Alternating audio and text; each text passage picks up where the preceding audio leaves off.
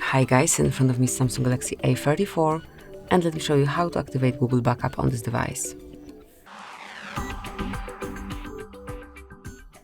So at first reach Settings, then find and select Accounts and Backup, and here click on Backup Data.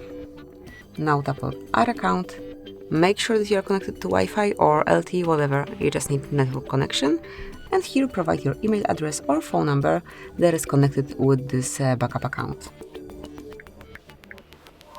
And tap on Next.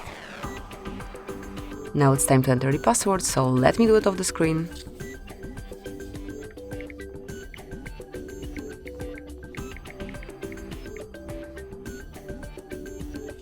And as only the password is entered, tap on Next. Now mark if this device belongs to you or to your child.